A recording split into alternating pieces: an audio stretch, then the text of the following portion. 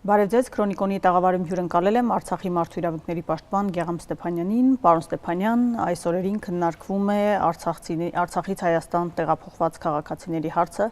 եւ տարբեր վարկածներ են շրջանառվում առ այն, որ նրանք կամ դիմել են կառավարությանը, որը մեր կառավարության պաշտոնական տեսակետն է, մյուսներն ասում են, որ չեն դիմել, վերջին պահին են հասկացել, որ տեղափոխվում են Հայաստան։ Ի վերջո սա վերադարձ էր, տեղափոխություն էր, թե ինչ էր եւ ինչու է մեկ անց Հակարի կամրջից վերադարձել նորից Արցախ։ Նախ շնորհակալություն հրավերի համար, շատ ուրախ եմ լինել ձեր տաղավարում եւ առիթը օգտագործելով կցանկանայի շնորհավորել մեզ բոլորիս եւ մասնավորապես հայոց բանակի մարտիկներին, մեր զինվորներին, զինվորականությանը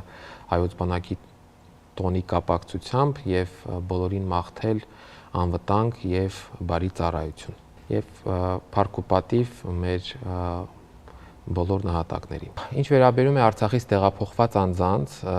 բավականին տարաբնույթ տեղեկատվություն տարածվեց նրանց վերաբերյալ, գիտեք, առաջին, այսպես ասած, տեղեկատվական նյութը սոցիալ նախարարի գրառումն էր Facebook-ում, որ անձինք դիմել են Հայաստանի Հանրապետության, նրանց խնդրանքով կատարվել է տեղափոխությունը Ադրբեջանից, հատուկ նշվեց Ադրբեջանի Հանրապետություն, Փակագծում Ղարաբաղ դեպի Հայաստանի Հանրապետություն, բայց դրան հետևած մեր խոսակցություններ այդ անձանց հարազատների հետ եւ ուսումնասիրությունը պարզ դարձրեց, որ բնավ էր խոսքը խնդրանքի եւ այդ խնդրանքը բավարարելու մասին չէր, որովհետեւ արդեն իսկ պարզ է, որ այդ անձինք իսկապես չեն էլ իմացել, թե որտեղ են տեղափոխվում, ինչի համար են իրենց տեղափոխում, պարզապես նշում են, որ առավոտյան եկան, ասեցին նստեք մեքենաները, տեղ ենք տանում ձեզ,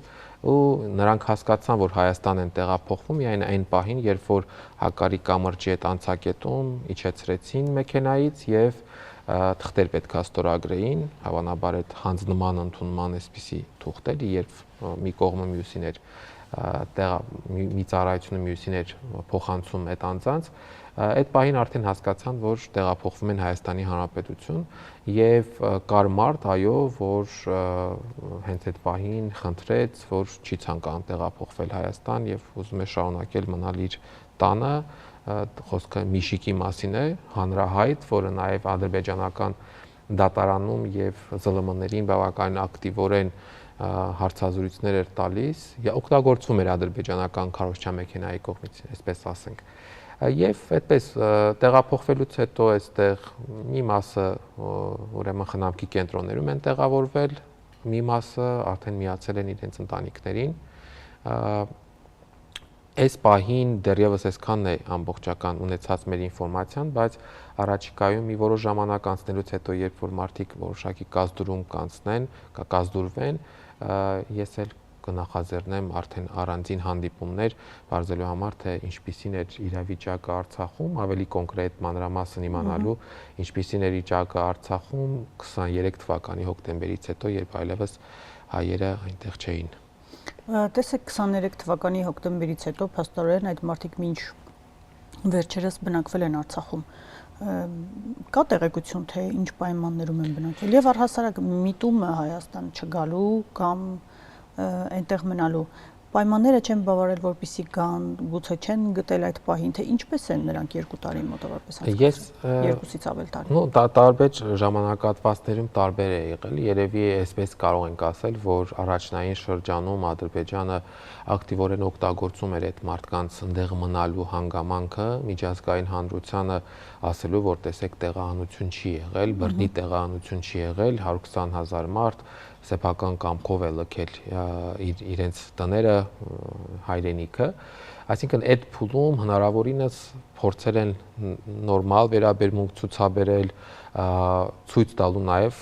հենց այդ նպատակով ցույց տալու համար այնտեղ եկող պատվիրակություններին կամ միջազգային տարբեր դերակատարներին, որ հայերի հետ խնդիր չկա, նրանք կարող են մնալ եւ ապրել եւ այլն։ Զուտ միայն քարոզչական նպատակ հետապնդող։ Հետո որ արդեն հատկապես այդ խաղաղության գործընթացի օգոստոսի 8 եւ այդ զարգացումներից հետո այլևս այդ մարդիկ նրանց պետք չէին ցույց տալու համար,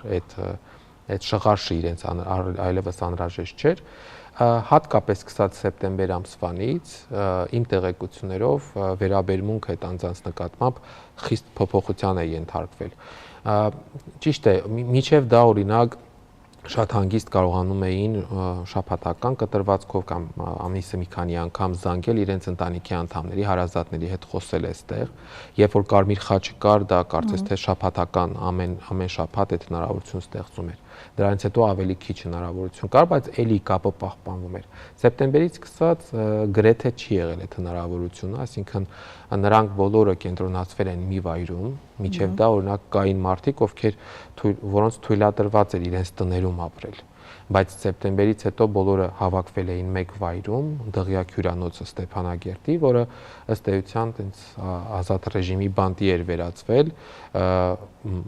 այնտեղ ապրում էին, այնտեղ սնվում էին, դուրս գալու համար պարտադիր թույլտվություն կամ ուղեկցում էր լինում այս կարգի։ Հիմա երբ որ ես այդպես եմ կարծում, երբ որ այլևս ընդհանրապես նրանց ընդդեմ այլու անհրաժեշտություն չի առաջացել, ես կարող եմ կասկածներ ունենալ, որ ադրբեջանական կողմը, գիտե, ծախս է անում, չէ՞, այդ մարդկանց ընդդեմ պահելու համար։ Կար սահմանված գումար, հիմա չեմ հիշում, ամեն ամիս այդքան գումար էր հատկացնում, սնունդներ անում եւ այլ եւ այլ։ Հիմա ինչի համար է իրեն պետք է այդ մարդկանց ընդդեմ պահելը, եթե այլևս անհրաժեշտություն չունի որևէ մեկին որևէ բան բացատրելու կամ համոզելու։ Հենց այդ պատճառով էլ հավանաբար ուղղակի պայմանավորվել են հայաստանյան կողմի հետ, որ այդ տեղափոխությունը կազմակերպվի։ Մի կարևոր հանգամանքի վրա կուզենայի ուշադրություն դարձնել, ես խոսեցի նախարարի գրառման մասին։ Մեր հանրության մեծամասնությունը, մեծ մասը կամ նաև հենց կոնկրետ արցախցիները բավականին զայրույթ արտահայտեցին այդ ձևակերպման վրա, բայց ես կարծում եմ, որ ինչքան ձևակերպումն էր կարևոր, այնքան նաև այդ գրառման էությունն էր, նշանակությունն էր կարևոր։ Ես կարծում եմ, որ դա շատ ավելի այլ նպատակ էր հետապնդում, նպատակն այն էր արձանագրել, գրած էր, չէ, նրանց խնդրանքին ընդառաջելով, նպատակն այն էր ասելով, որ Ադրբեջանը այս մարդկանց չի վտարել, այլ իրանք խնդրել են եւ իրենց տեղափոխել են։ Այո, այդ հանգամանքը մի փոքր ուշադրությունից դուրս էր մնացել։ Այո, ուշադրությունից դուրս էր մնացել, բայց այդ գրառման համար մեկ նպատակը, էությունը հենց դա էր, եւ ես կասկածներ կարող եմ ունենալ, որ հենց այդ գրառումը անելու պատվերը եւս եկել է Ադրբեջանից։ Այլապես ինչպես բացատրել, որ այդ գրառումը անում է ոչ թե ԱԳՆ-ն, այլ անում է սոցիալ-նախարարը, կամ իմանալով, որ այդ գրառման, այդ ձևակերպումը կարող է վիրավորի տեղահանված անձանց այնուամենայնիվ արվում է։ Միջև իմանալը, որ այդ մարդիկ իրենք չեն խնդրել, ես էլ անդադ մտածում եմ, լավ, ի՞նչն է դրթում մարդուն նման ձևակերպումներով գրառում անել, բայց երբ որ իմացա, որ այդ մարդիկ բնավել իրենց խնդրանքով չեն տեղափոխվել, այլ պարզապես որոշվել է իրենց փոխարեն եւ տեղափոխել են, հասկացա, որ դա ավելի խոր նպատակ հետապնդող հայտարարություն էր,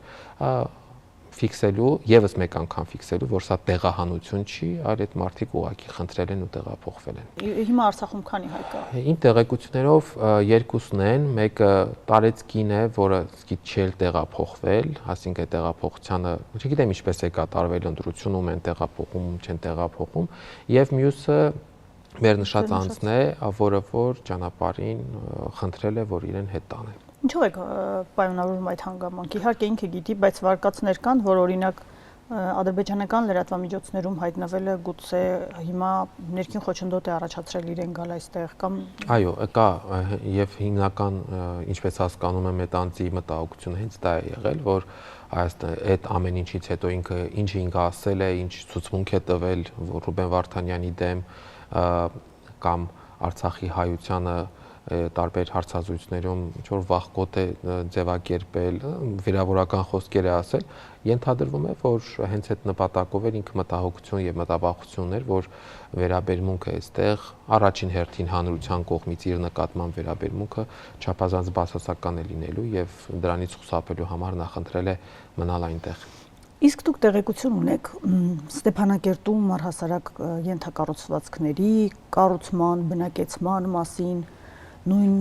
ցավալի թեմա է շատ շիրմաքարերը, եկեղեցիները եւ այլն, ինչ իրավիճակում են։ Մեր տեղեկությունները շատ կծկտուր են, որովհետեւ որ ասենք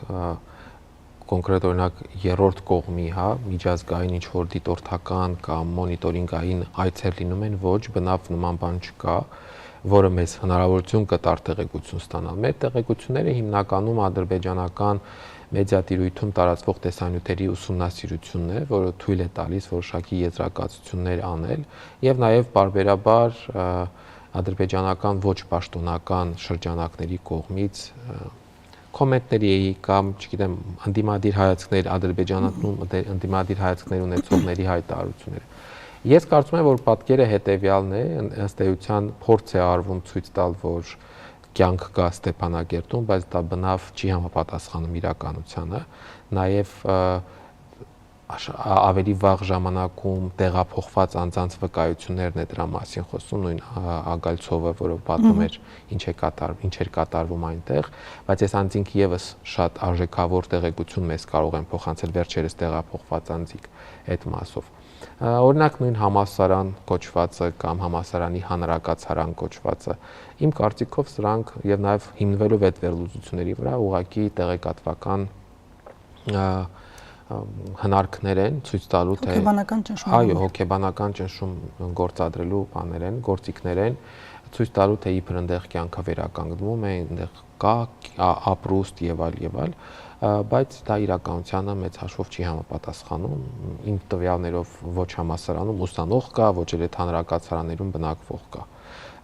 Ուղղակի տարել, նկարել են ու հետ են տարել։ Որքանով է այս տեղեկությունը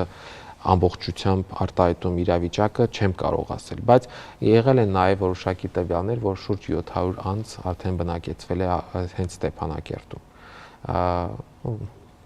Ենթադրելի է, որ ինչ-որ վարչական աշխատողներ կլինեն, ոստիկանություն, զինված ուժերի ներկայացուցիչներ, բայց բնակչություն որպես այդպեսին չկա։ Շատ լավ, վերադառնանք Հայաստան եւ մենք պարբերաբար նախորդ տարիների ընթացքում տեսնում էինք սոցիալական բնույթի հարցերի բարձրացում արցախցիների կողմից, տարբեր մեր հաղորդումներում եւ շփումներում էլ հայտնի է դառնում եւ փաստ է, որ արցախցիները հիմնականում աշխատում են այն աշխատաշուկայում, որտեղ աշխատավարձերը ցածր են։ Ինչ հարց կա այս պահին սոցիալական բնույթի։ Ի վերջո լուծվեցին որոշ հարցեր, թեկուզ բնակարանային չլուծվեցին։ Մեծ հաշվով, եթե ամբողջական գնահատականը տանք, ապա ես կասեմ, որ մարդիկ շարունակում են կքած մնալ սոցիալական խնդիրների ներքո եւ շոշափելի փոփոխություն տեղահանվածների կյանքում սոցիալական հարցերի կարգավորման տեսանկյունից չեն գրանցվել։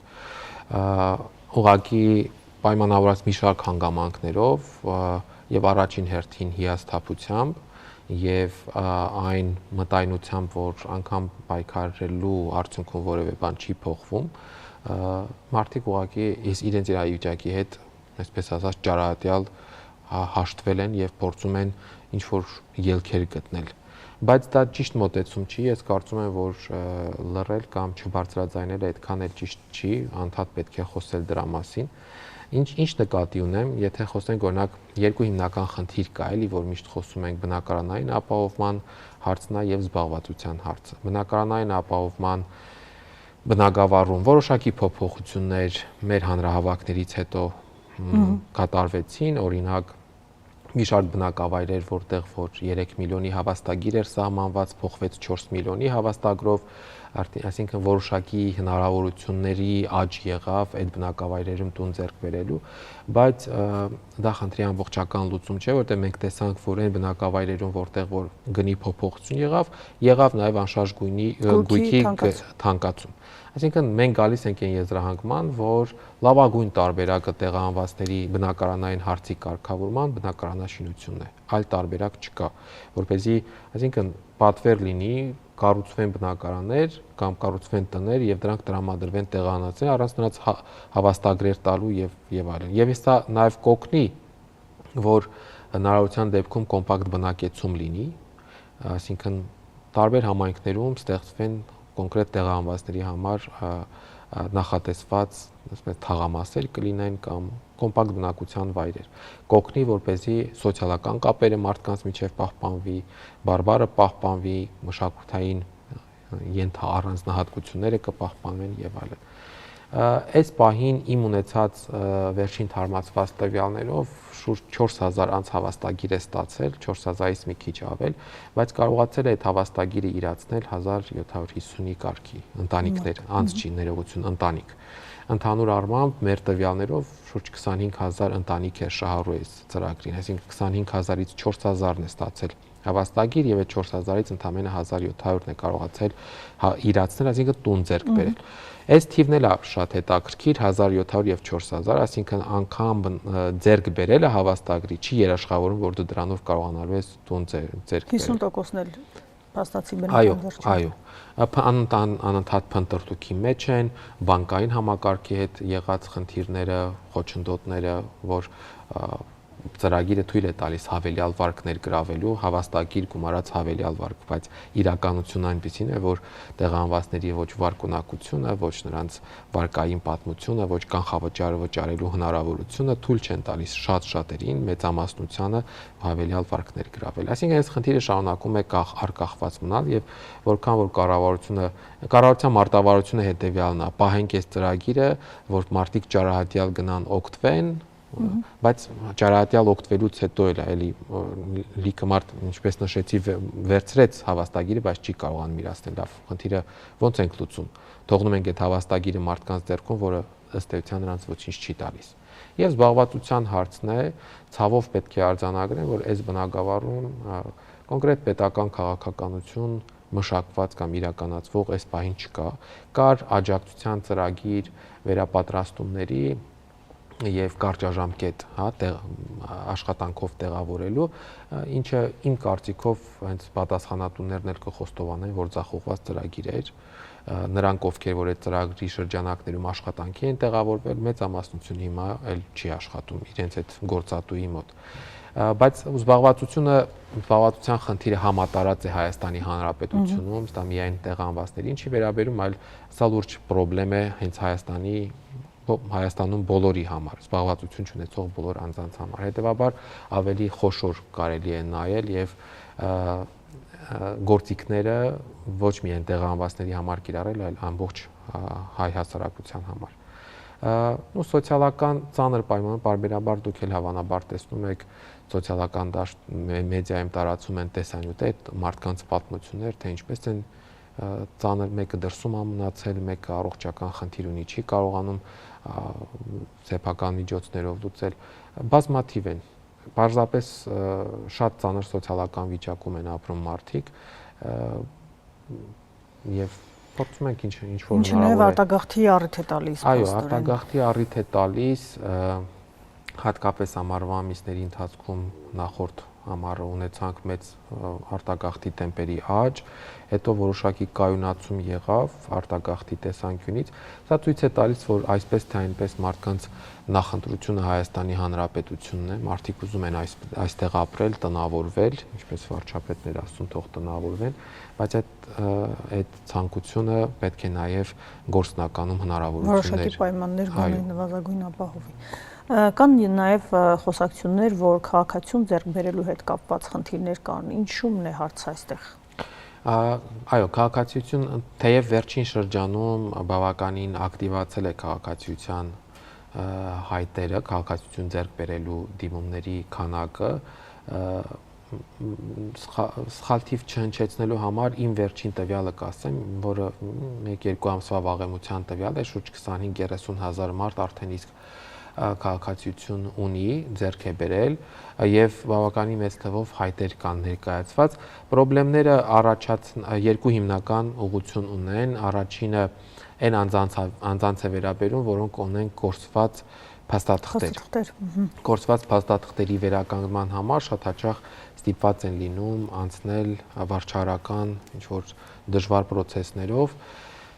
կապված նրա հետ, որ օրինակ նոտարները հրաժարվում են վերականգնել կամ համապատասխան ծառայություն մատուցել, իրենց երաշխավորել, չգիտեմ ինչի համար։ Լինում են դեպքեր, որ այլ տարբերակ չի լինում միայն դատական ճանապարհներից, դատական ճանապարհը երկար է եւ ծախսատար է։ Լինում են դեպքեր, երբ որ հենց տեղում հարցը կամ օրինակ ԿԿԳ մարմինների կողմից կարգավորվում է, տարբեր են, այսինքն նայած ում է պատահում եւ ինչպիսի սրտացավությամբ է հարցին մոտենում, մարդկային գործոնը այնպես աշխատում է այստեղ։ Բայց հարցը համատարած վերաբերում է բոլոր այդ մարդկանց, ովքեր ունեն կորցված փաստաթղթեր։ Իսկ դա դրա էթիվը շատ մեծ է, որովհետեւ եթե հաշվի առնենք օրինակ Հադրութի բնակչությունը, հաշվի առնենք այս վերջին տեղահանության ժամանակ Մարտունու գյուղերի, Մարտակերտի որոշ գյուղերի բնակիչներ, որոնք ընդհանրապես հնարավորություն չեն ունեցել անգամ մտնել իրենց տներից որևէ բան վերցնել, այդ թվում նաև իրենց փաստաթղթերը։ Կան նախաձեռնություններ, որոնք օգնում են մարդկանց թե ֆինանսական բեռի ինչ որ մասը վերցնելով իրենց վրա, թե իրավական խորհրդատվություն տրամադրելով։ Այսինքն նաև առիթ օգտագործելով այդ ասեմ, որ ես էլ պատրաստական եմ, եթե կլինեն մարդիկ, ովքեր որ կունենան խորհրդատվության կարիք, ես ասենք ներկայացուցչության շենք կարող են դիմել, այնտեղ էլ կան մարդիկ, ովքեր որ կօգնեն այդ հարցերում։ Սա մի ուղղություն է եւ երկրորդը նոր գործարկված այդ on-line հարթակն է, որը երբեմն տեխնիկական խնդիրներով պայմանավորված, երբեմն մարդկանց համապատասխան գիտելիքների բացակայությամբ պայմանավորված կամ հարթակը օգտագործելու վերաբերյալ գիտելիքների մասին է խոսքը, դժվարացնում է process-ը, այսինքն այնտեղ մի քանի քայլեր կա գրանցվել, գրանցումից հետո պետք է մուտք գործես, համապատասխան պահանջներ կա, օրինակ նկարդ ինչպես պիտի ներբեռնես, տեխնիկական բնույթի խնդիրներ, բայց դրանք հավելյալ դժվարություններ են հարուցում տեղահանվածների համար։ Եվ էլի ինչ որ նախաձեռնությունների միջոցով փորձում ենք մարդկանց օգնել, որ կարողանան լրացնել նրանք, ովքեր որ ցանկություն են, բայց կան մարդիկ, որոնք այս ամեն ինչով հանդերձ շարունակում են իրենց դիրքորոշման մեջ մնալ, որ չենք փոխելու 070 անձնագիրը, որտեղ դա այսպես թե այնպես Հայաստանի Հանրապետության քաղաքացիությունը հավաստող փաստաթուղթ է։ Ինչով է զբաղվում կամ ինչ հարց է լուծում Արցախի ներկայացուցչությունը Հայաստանում։ Դրանք ի վերջո հաջողվեց թե ոչ այս տարիների ընթացքում համայնք ձևավորել, այսպես ասած, ոչ թե առանձին, որ թե չինտեգրվել կամ տարբերվել, չէ, մենք այդ տարբեր չենք, նույն ազգի ներկայացուցիչներն ենք, բայց բարբարի պաշտպանության համար, մշակույթի, ինչպես նաև սովորույթների, նաև տեսեք կան հիմա 1828-ից 30-ական թվականներին, երբ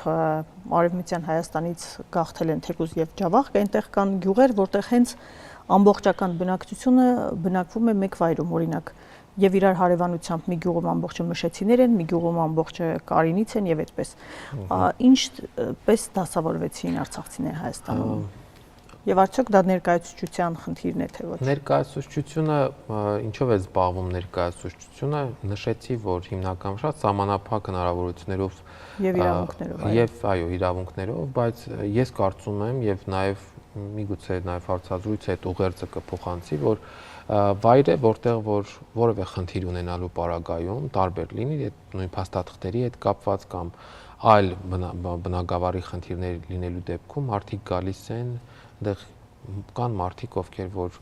կդիմավորեն, կխոսեն, անհրաժեշտ օգնությունը հնարավորության շրջանակներում կցուցաբերեն, հետո ներկայացուցչությունը այո, հենման կետ է ինչ որ առումով մարդկանց համար, որտեղ որ այլ տարբերակ, այլ հնարավորություն չունենալու դեպքում կարելի է գալ եւ ի վերջո, օրինակ իմ կարծիքով նաեւ այդ ներկայացուցչությունը պետք է այդ համախմբող դերակատարությունը ունենա։ Ինքը չպետք է լինի որպես ինչ որ միայն պաշտոնական, այսպիսի մի հատ վայր, այլ պետք է լինի նաեւ վայր, որտեղ կապվածություն կստեղծի օրինակ արցախցի երիտասարդների միջև,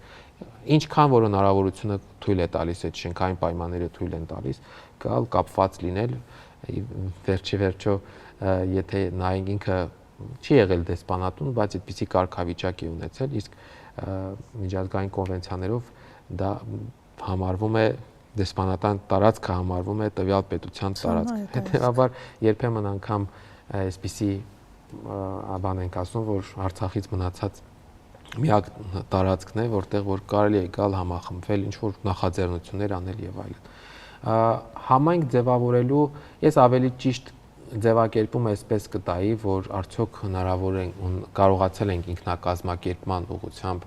որոշակի աշխատանքներ անել։ Բավարարված ասել ես բավարարված չեմ, բայց ես տեսել եմ անձանց կազմակերպությունների ջանքերը այդ ուղղությամբ եւ այսօր էլ շարունակվող ջանքերը եւ ամենավառ ապացույցներից մեկը հունվարի 18-ին Համալիրում տեղի ունեցած մեծ ցուցահանդեսն էր արցախյան բիզնեսի, արցախյան արտադրողների արտադրանքի պրոդուկտների ցուցադրությունը եւ դրան հաջորդած մեծ համերգներ, բավականին մեծ թվով մարդ է եկել, ոչ միայն արցախցիներ, այլ նաեւ նրանք, ում համար Արցախ գաղափարը ապրում է, Արցախը որպես այդպիսին փակված էջ չէ եւ շարունակում են կարճած մնալ այդ գաղափարին։ Շատ ուրախացնող էր, որ տարբեր գնահատականներով 6-7 հազար մարդ ներկա է եղել այդ համերգին։ Մենք ունեինք իհարկե մտահոգություն, մտավախություն, որ կարող է չլցնվի հավանը դահլիճը, կարող են որոշակի անտարբերություն լինել, բայց մենք տեսանք, որ այդպես չի։ Սա ինքնակազմակերպման տեսանկյունից բավականին լավ քայլ էր եւ կազմակերպիչ հենց արցախցիներից կազմված ՀԿ էր, հասարակական կազմակերպություն, Արցախյան մշակույթի պահպանության հասարակական կազմակերպություն է, որ միավորել է արցախյան մշակութային տարբեր համույթներին, կառույցներին։ Նույնը կան հասարակական հատվածի տարբեր ներկայացուցիչներ, որոնք որ էլի այդ համախմբող ինչ որ քայլեր են անում։ Գիտեմ, օրինակ արցախյան գրողների շնորհանդեսներ են բարբերաբար լինում, որը էլի այդ համայնքային կյանքի ակտիվացման կամ համայնքային կյանքի պահպանման տարերը իր մեջ պարունակում, հանդիպումներ տարբեր համայնքներում արցախցիների հետ, այն ճնշումները կամ այն իրավիճակը, որում որ ներկայացուցչությունը կա, շատ հաճախ թույլ չի տալիս, որ պաշտոնական այսպիսի հանդիպումներ լինեն կամ պաշտոնական դիրքորոշումներ արտահայտվի, բայց դրանով հանդերձ, օրինակ դեկտեմբերի 10-ին Սահմանադրության օրվա նվիրված Արցախի ներկայացուցչությունում եղել են լսումներ։ Ես կարծում եմ, որ ստեղծված իրավիճակում հնարավորության շրջանակներում արվում է Իսկ ինչ կա միջազգային ատյաններում։ Մենք խոսում էինք ժամանակին կար Եվրոպայի խորհրդի որոշում, 4-րդ կետը հայտնի եւ այլն,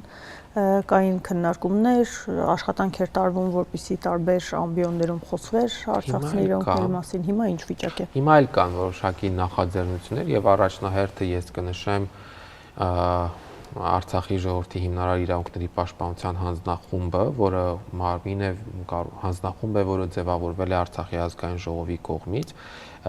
որը ղեկավարում է նախկին արտգործնախարար Վարդան Օսկանյանը։ Այս ժամանակահատվածում բավականին հաջողություններ ունեցել է տարբեր հարթակներում այդ թեմայով քննարկումներ կազմակերպելու, բանակցություններ վարելու, նույն շվեյցարական process-ը նախաձեռնելու եւ առաջ մղելու,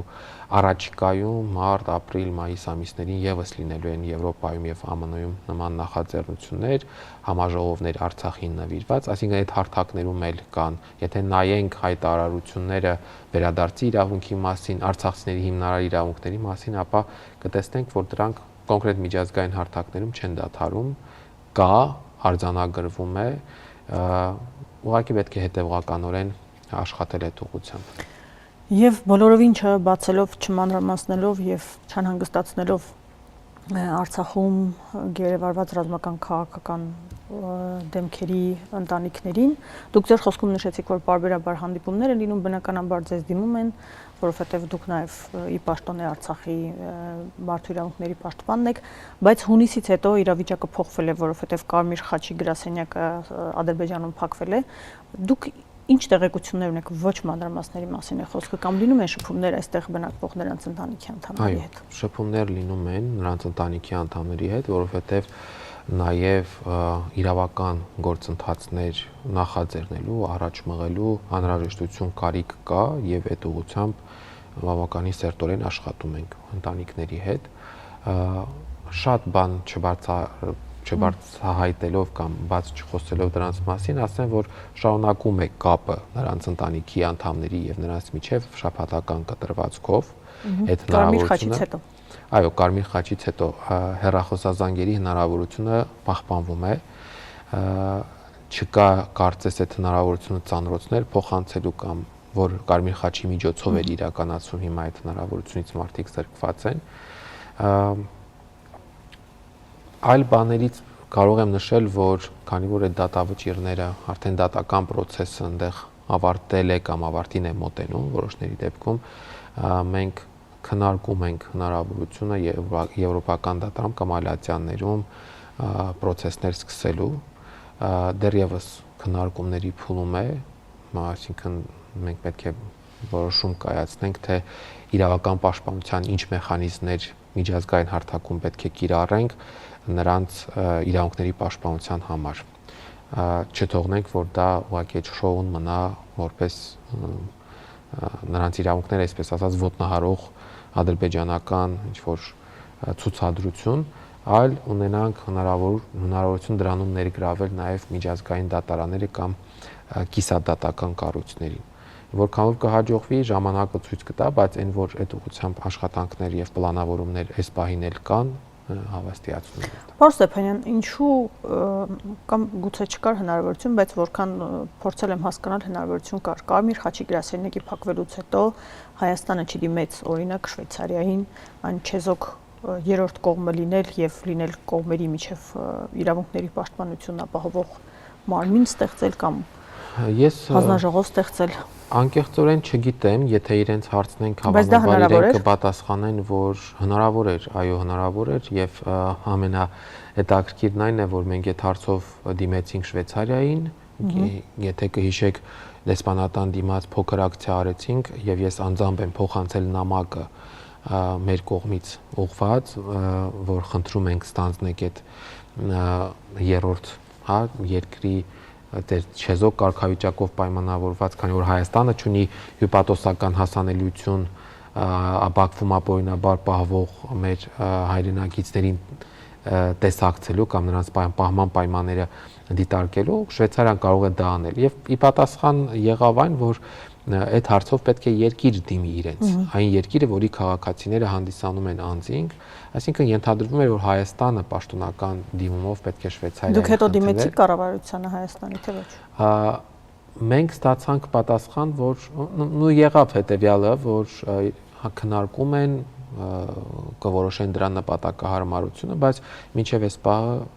չի եղել նման որոշում, այսինքն Հայաստանը պաշտոնապես չի դիմել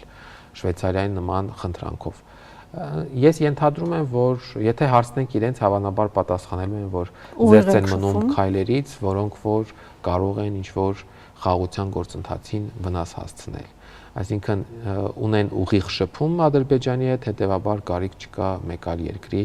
ներգրավել այդ շփման մեջ։ Ես ենթադրում եմ, որ իրենց պատասխանը դա է լինելու։ Բայց մենք տեսնում ենք, ինչ ենք տեսնում, նաև այս վերջին 4 գերիների վերադարձով պայմանավորված, որ այս գործընթացը բացարձակ հումանիտար լինելով հանդերձ վերահացվել քաղաքական առևտրի սակարկման ինչ-որ թեմայի, որովհետև իհարկե բոլորս շատ ուրախ ենք մեր 4 հայրենակիցների վերադարձի կապակցությամբ, դա չի քննարկվում, չի կարող քննարկվել, բայց դա հումանիտար ժեստ չէր Ադրբեջանի կողմից եւ ոչ էլ խաղաղությանը միտված քայլեր, այլ դա պարզապես վարձկանների Հայաստանում պահվող վարձկանների դիմաց մեր հայրենակիցների վերադարձի գործարք էր։ Ըստ էության դա էր, որքան էլ որ օրինակ շատերը կարող են դա քննադատել, որ ինչպես կարելի է վարձկաններին վերադարձնել հանցագործներին, բայց ես զուտ որպես նաև իրավապաշտպանության դիրքերից նայելով գտնում եմ, որ յուրաքանչյուրի վերադարձնել պետք է որ մեզ համար մեծ ձեռքբերում լինի, բայց դեմ եմ, որ դա հումանիտար կողմ եմ, որ դա հումանիտար կոնտեքստում քննարկվի եւ ոչ թե դառնա քաղաքական շարժման թեմա։ Այս շրջանակներում կուզենայի նաև բոլորի ուշադրությունը դարձնել են հարցին, որ առաջիկայում Հայաստանի Հանրապետությունում ունենալու ենք ԱՄՆ փոխնախագահի հայց, մի մարդ, որը որ լինելով քրիստոնյա, հիշում ենք նրա ազդեցիկ ելույթը քրիստոնեական արժեքների մասին։ Լինել քրիստոնեական արժեքների մասին բավականին մտահոգ մարդ է, սրտացավ մարդ է եւ այսօր աշխարհում երևի թե ամենամեծ հեղինակություն եւ ազդեցություն ունեցող քաղաքական դեմքերից է։ Եվ այդ այցը չօգտագործել մեր գերիների հարց նրա սեղանին դնելու, նրա ուշադրությունը գրավելու համար մենք պարզապես պարտավոր ենք դա անել եւ այս ընթացքում եղել են որոշակի քննարկումներ, կարծում եմ, որ պետք է առիթը օգտագործենք, լինի դա ակցիաների տեսքով, լինի տարբեր ձևաչափերով հնարավորություն ստեղծենք, որպեսզի մեր խոսքը լսելի լինի նրա համար, մանավանդ հաշվի առնելով, որ նրա այցը լինելու է Երևան, հետո Բաքու եւ հենց այդ մեր ուղերձը փոխանցենք նրան, որ այդ ուղերձով գնա Բաքու եւ կարծում եմ իրենց միջամտությունը կարող է այս հարցը բավականին դրական ուղղությամբ տանել հարցի լուծումը։ Դուք խոսեցիք ձեր գործողությունների մասին, արցախցիների, անձամբ ձեր գերիների հարազատների, բազմաթիվ սրտացավ անձանց, որոնք այս ընթացքում ինձ հետ կապ են հաստատել, իրենց պատրաստակամություն են հայտնել, որ եկեք այդ առիթը բաց չթողնենք, մենք ամեն ինչով պատրաստ ենք ներկա լինել, սատարել այդ նման միջոցառումներին։ Այնպես որ պետք է պլանավորել եւ Բայց օգոստոսի 8-ի փաստաթղթում ինչքան էլ բոլորս ակնկալում էինք գուցե ոչ իրատեսական գերիների մասին ոչինչ չկար։ Հիմա նույն այդ փաստաթղթի կողմ ներկայացուցիչն է գալու Հայաստան, որքանով է միգուցե այդտեղ չգտավ, որովհետև պահանջը համապատասխան կերպով չձևակերպվեց։ Ես կարող եմ այդպես ասել։ Ես չգիտեմ այդ տեսանյութ, որ տարածվեց, որքանով էր ինքը հավաստի, բայց մենք տեսանք այդ օրերին տեսանյութ տարածվեց Թրամփի եւ Նիկոլ Փաշինյանի զրույցը։ Եվ նաև հասկացանք, որ Հավուր Պատշաճի առաջ չի մղվել այդ օրակարգը։ Եվ եթե պետությունը խուսափում է այդ օրակարգ առաջ մղելով, ճիշտ է դա ընդունելի չէ, դա իսկապես ընդունելի չէ, որ պետությունը, որ հովանավորն է այդ անձանց, խուսափում է դրանից, բայց եթե այդպես է, ուրեմն հանրային միջոցառումների միջոցով մենք այդ հարցը բերենք օրակարգ դարձնենք միջնորդ կարևոր դերակատարում ունեցող պետության ներկայացուցչի առաջ։ Շնորհակալություն, պարոն Ստեփանյան։ Ես եմ շնորհակալ։ Մեզ դիտողներին հիշեցնեմ, որ իմ հյուրը Արցախի մարդու իրավունքների պաշտպան Գեգամ Ստեփանյանն էր։